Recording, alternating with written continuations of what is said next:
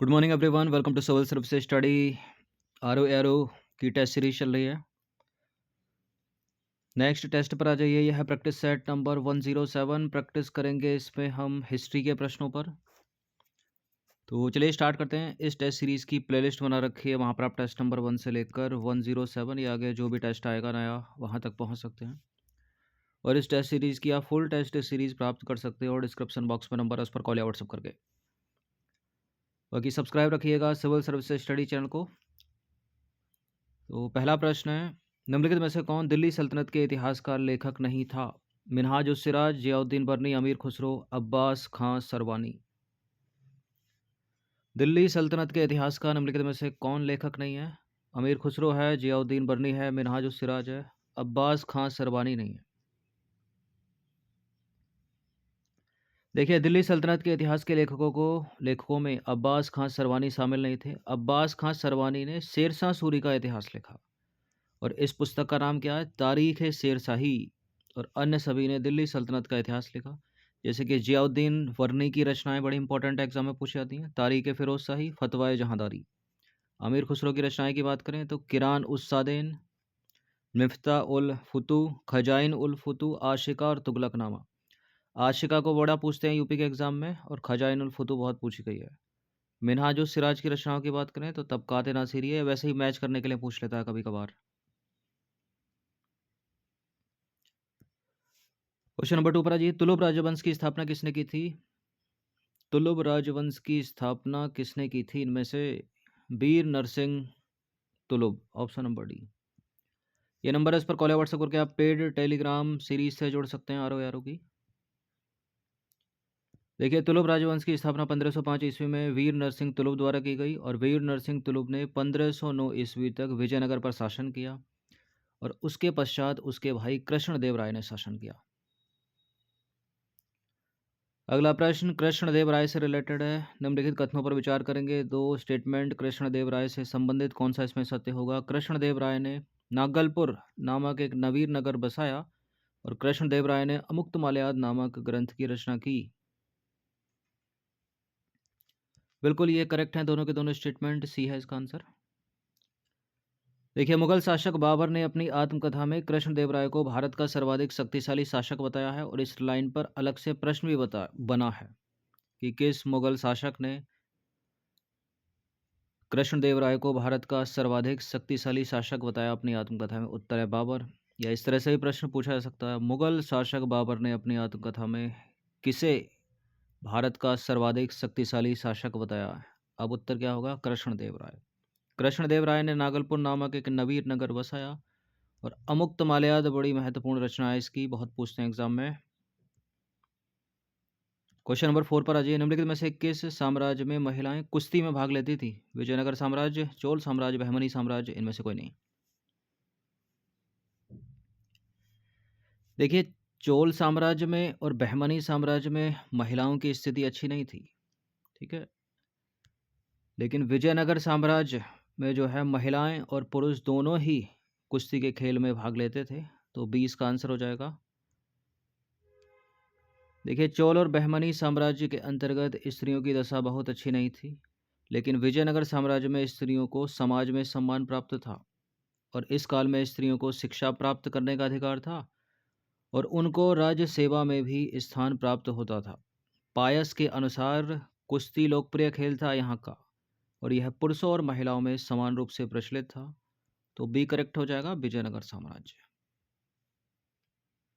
Question number 5 पर आ जाइए। निम्नलिखित में से किस शासक की मृत्यु उसके पुस्तकालय की सीढ़ियों से गिरकर हुई थी?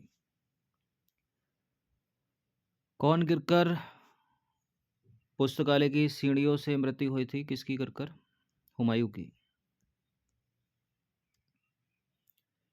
देखिए, हुमायूं की मृत्यु दिल्ली के दीनपना भवन में स्थित पुस्तकालय की सीढ़ियों से गिरकर हुई थी। लेनपून ने हुमायूं पर टिप्पणी करते हुए कहा, हुमायूं जीवन भर लड़खड़ाता रहा और लड़खड़ाते हुए अपनी जान दे दी उसने। क्वेश्चन नंबर 6 पर आ जाइए। हुमायूं की दुर्घटना में आकस्मिक मृत्यु के उपरांत उसके बेटे अकबर को कहाँ मुगल सिंहासन पर बैठाया गया था? ठीक है, मात्र 13 वर्ष की अवस्था थी अकबर की, कलानौर में, option number A.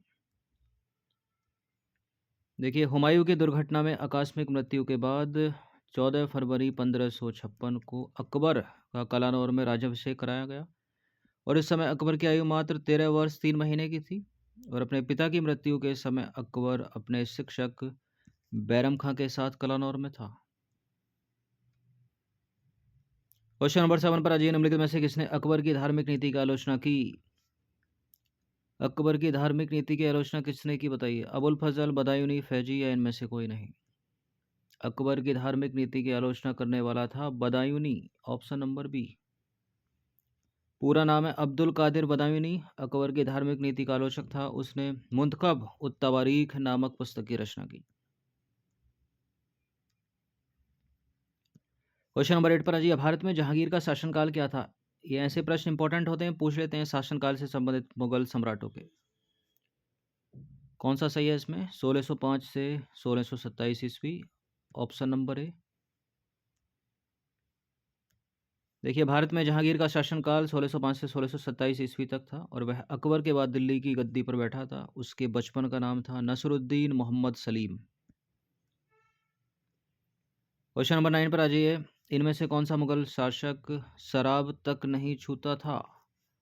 Akbar, Shahjahan, Jahangir, Aurangzeb.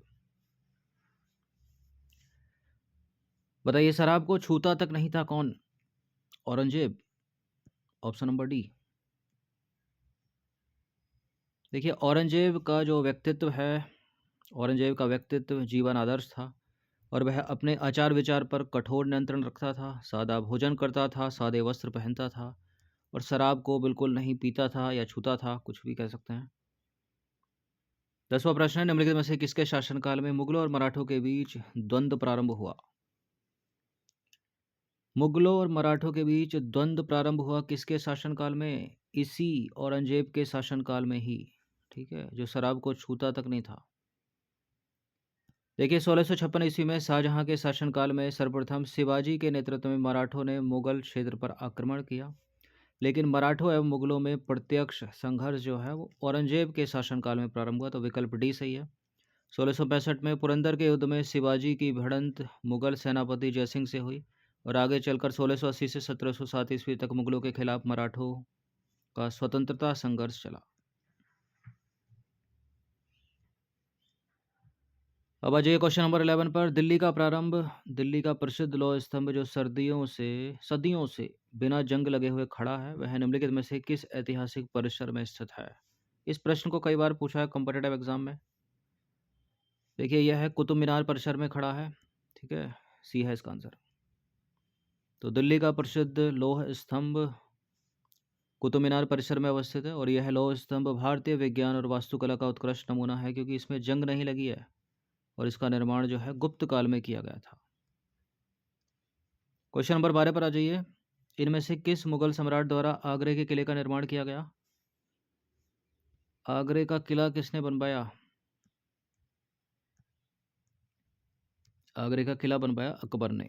तो आगरे के किले का निर्माण मुगल सम्राट अकबर के द्वारा करवाया गया था और अकबर के शासनकाल में दीवाने आम, दीवाने खास, पंचमहल, खास महल, तुर्की सुल्ताना की कोठी और जोधाबाई महल आदि इमारतों का निर्माण फतेहपुर सीकरी में कराया गया। ठीक है, सब याद रखिएगा।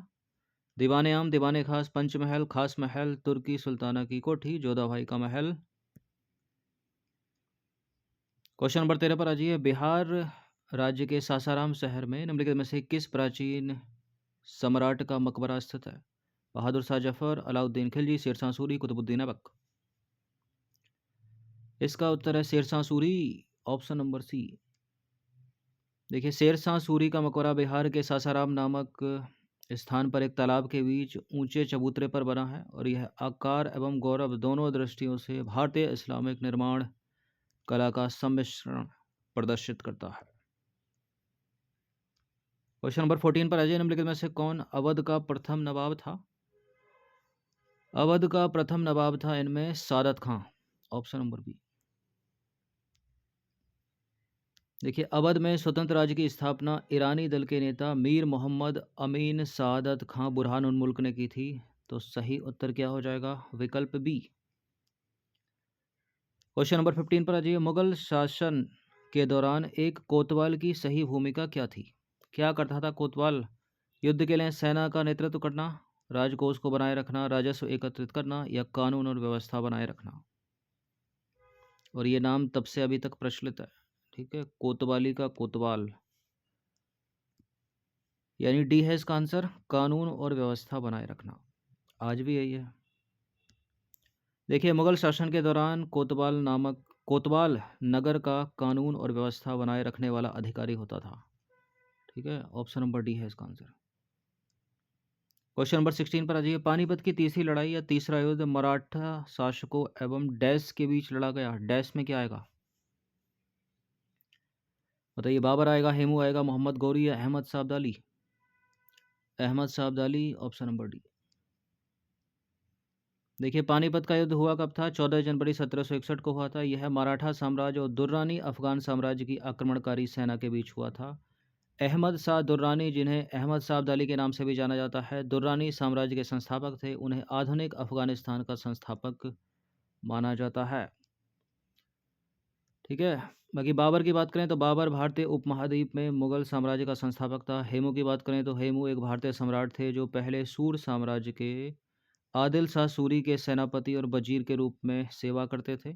और मोहम्मद गौरी की बात करें तो आज के अफगानिस्तान में स्थित घुरिद वंश का शासक था। क्वेश्चन नंबर 17 पर आ जाइए। बाबर का मकबरा डैश में स्थित है? पेशावर, लाहौर, दिल्ली, काबुल? बाबर का मकबरा है अफगानिस्तान के काबुल में। डी है इसका आंसर। देखिए, बाबर का मकबरा भारत में नहीं है बल्कि अफगानिस्तान की राजधानी काबुल में निर्मित किया गया था। बाकी जहांगीर के मकबरे की बात करें तो लाहौर के शहादरा में बनाया गया, जो उस समय भारत का भाग था। हुमायूं का मकबरा दिल्ली में स्थित है। इसके बाद औरंगजेब समेत अन्य सभी मुगल शासकों को भारत में ही दफनाया गया। बाबर के मकबरे के बारे में थोड़ा और जानें तो बाग ए बाबर के मकबरे के परिसर को बाबर का बगीचा भी कहा जाता है। और काबुल आने वाले पर्यटकों का यह पसंदीदा स्थल है अफगानिस्तान में। और इस उद्यान में प्रथम मुगल सम्राट बाबर का मकबरा है। क्वेश्चन नंबर 18 पर आ जाइए। औरंगजेब की मृत्यु कहाँ हुई थी जो शराब को पीता या छूता तक नहीं था? उसकी मृत्यु कहाँ हुई थी? उसकी मृत्यु हुई थी अहमदनगर में। ऑप्शन नंबर बी है इसका आंसर। देखिए, औरंगजेब, जिसे उसके शासक पद पर आलमगीर के नाम से जाना जाता है, मुगल साम्राज्य का छठा सम्राट था। छठा। उसने जुलाई 1658 से मार्च 1707 में अपनी मृत्यु तक शासन किया। और प्राकृतिक कारणों से 88 वर्ष की आयु में महाराष्ट्र के अहमदनगर में उसका निधन हो गया। ये जो सन है ना, 1658 से 1707, ये इस तरह की अलग अलग सभी मुगल शासकों की याद रखिएगा, एग्जाम में पूछ ली जाती है। तो बाबर की बात कर लें। बाबर भारत में मुगल वंश का संस्थापक और पहला बादशाह था जिसने 1526 और 1530 के बीच शासन किया। हुमायूं की बात करें तो हुमायूं दूसरा मुगल बादशाह था जिसने 1530 से 1540 और उसके बाद 1555 से 1556 के बीच शासन किया।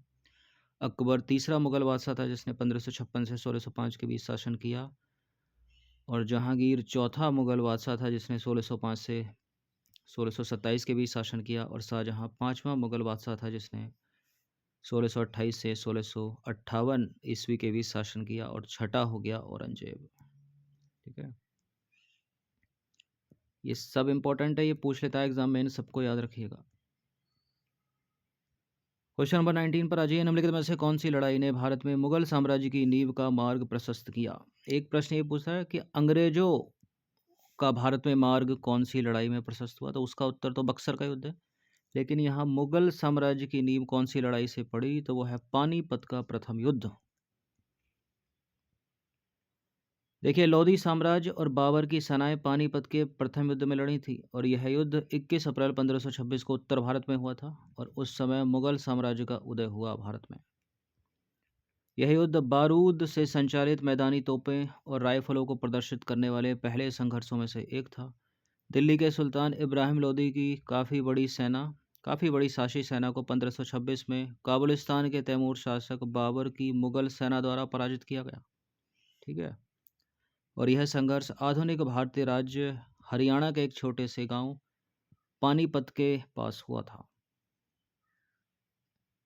ठीक है, दूसरा भी यहीं हुआ, तीसरा भी यहीं हुआ।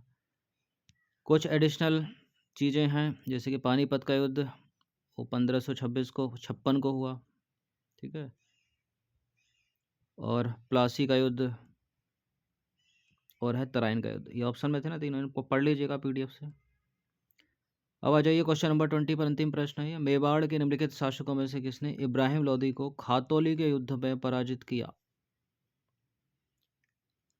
मेवाड़ के निम्नलिखित शासकों में से किसने इब्राहिम लोदी को खातौली के युद्ध में पराजित किया? इसका उत्तर है राणा, राणा सांगा, ऑप्शन नंबर डी। देखिए, खातौली का युद्ध जो हुआ था 1517 में, मेवाड़ के राणा सांगा ने दिल्ली के सुल्तान इब्राहिम लोदी को पराजित करके उसे कैद कर लिया और फिरौती वसूल करके उसे रिहा कर दिया। तो 20 प्रश्न थे ये मोस्ट इम्पोर्टेंट। इन सब की प्रैक्टिस 1 से 2 बार कर लीजिएगा। इन सभी का पीडीएफ भी प्राप्त कर सकते हो आप। पीडीएफ आपको पेड टेलीग्राम ग्रुप को ज्वाइन करने पर ही मिलेगा। एक पीडीएफ में 100 प्रश्न है। ये नंबर है, इस पर कॉल या व्हाट्सअप करके आप ज्वाइन कर सकते हैं। हर दिन प्रैक्टिस करते रहिएगा। धन्यवाद।